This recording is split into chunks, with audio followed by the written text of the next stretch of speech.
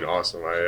We actually got down there. I took a seat, just looked over the the field, and just took it all in again, just to be able to get out there and run around and feel my feet underneath myself. It was awesome. Where'd you sit? What was going through your mind? It was just like where we came out of the tunnel, just like appreciation. You know what I mean? Gratitude for the journey, for being able to get back out there, and just for the little things.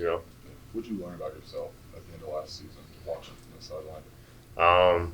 I mean, shoot, that was the first time I ever had a season-ending injury or something I needed to get surgery on and recover like that. So it was some trying times, and I think moments like that are awesome because I think you learn the most about not only yourself, but you take a step back and you really see everything from a third-person point of view, and not like an outsider looking in, but almost from that perspective. You know what I mean? So it was awesome to be able to see it from that point of view and really gain another level of understanding. Can you remind me, left, right ankle? It was my left foot. Left foot. Yes, sir. How do you feel? Feel good moving around, no soreness, so excited to get rolling into day 2. Is it like riding a bike, pretty much? Like you pick it up right away? Yeah. I mean, I think the first call you might have some jitters, but then, you get right back into it. Coach Bielema, when we were with the media, he was asked about expectations, and he was like, things can change real quick. We barely beat Purdue. Rutgers was a tough game. Is that a message that he's said to you guys, too, that you got to take everybody seriously? Yeah, I think that's a message we kind of carried throughout ourselves. I mean, it's definitely top-down, relayed, but I think it's, expectations are cool, people, and I try to just shy away from it because it really doesn't mean anything. It's one day at a time. You got to earn it. At any point, it can be taken from you. So, like I said, it's just one day at a time, one practice at a time, one drill at a time. And where things shake out, things will shake out. How do you go about reinserting yourself into the defense with kind of so much time away from that unit? I think it's kind of a natural thing. I mean, I think a lot of those guys I played a lot of football with, so I think it's natural, it's fun, it's good to be out there with the guys, and I can't wait to keep it rolling. What did you see from Kamina, from James, from Malachi last season? They really stepped into pretty big roles down the stretch. Yeah. I think a lot of them played a lot of good football. I think when we started running more, getting our 2-backer sets out there, I think we kind of came into they kind of came into great playing, and it was fun to be able to just see them get some playing time, make some plays, and really just like see themselves come out and show it in true colors. Not to belabor the point, you said it's your first real significant season. Like, how did you get through that? What was the day-to-day to, I guess, acceptance and then probably anger? Like, how did you get through that? Yeah, a lot of anger at the world for sure. But I just, like I said, as far as the previous question, just a day at a time. I think eventually the anger fades away and you realize that it's a part of the sport and everyone deals with it in some capacity. Luckily, it was just a foot, and it could have been worse. So, I mean, just finding the gratitude for the little things and understanding that I got another year. It's all right. You know what I mean? So, just ready to get rolling. Do you feel like you're angrier out on the football field after that injury? I would say there's more passion to it. You know what I mean? You take a step back and you're just like, wow, how cool is it that I get to do this? So I wouldn't say angry or no. I would say more passion from just gratitude to be able to do it. You talk about maybe getting a different perspective while you weren't playing. What did you learn or what did you see in a different view of football?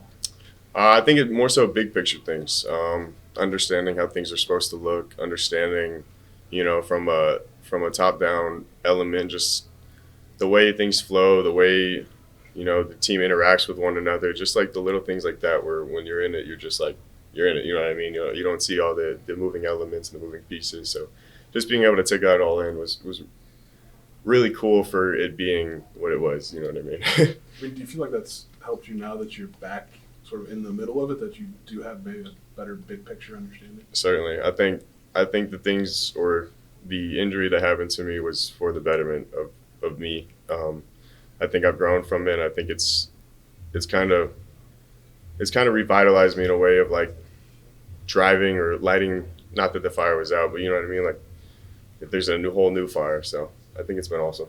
Did you learn about anything about the defense or the position while you were out, kind of from taking a different angle than when you're on the field? Oh yeah, for sure.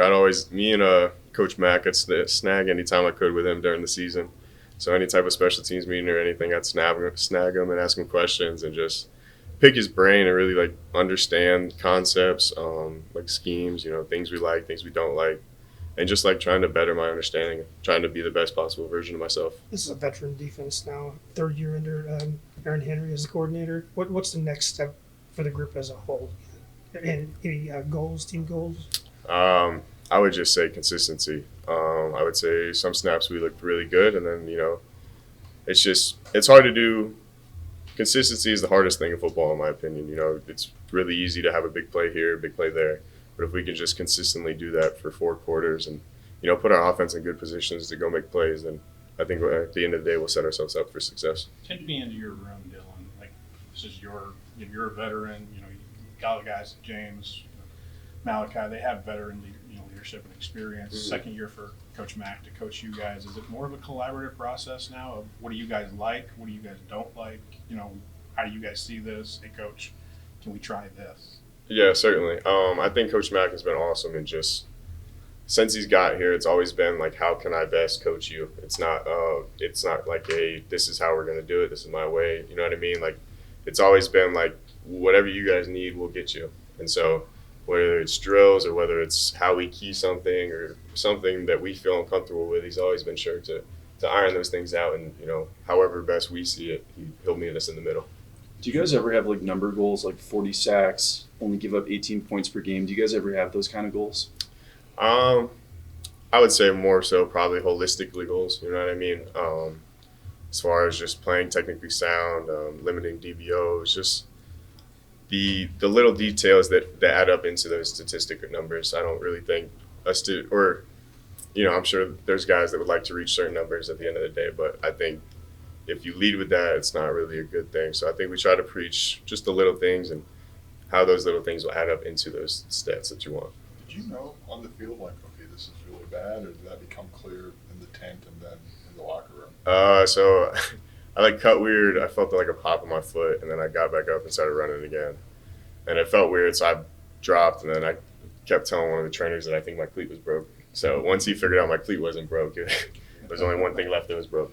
You were able to do a little bit in the spring, right? I mean, Yeah. You weren't totally out. Like, is that kind of like a teaser, I guess? Yeah, a little bit for sure. I was able to get out there, get my feet wet again, but just ready to be rolling full go here. A couple of new guys in the room, Bierman and Conte. What do you see from those guys? Grant, obviously a big, tall, lanky freshman with, the world ahead of him. I think he is a very bright kid. He wants to get better. He's very intentional about, going about his daily routine and how he chooses to live that. And I think Ish is coming along great. I think since the day he's got here, he's gotten exceptionally better, and I think he continues to grow.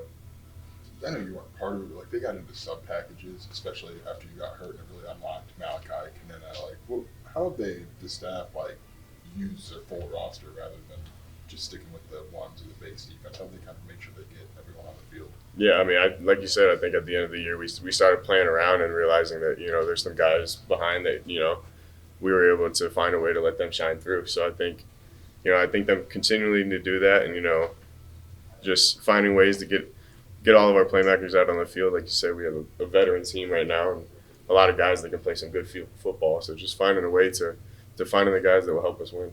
There's probably more newcomers in front of you on the defensive line. Just what have you seen from those guys?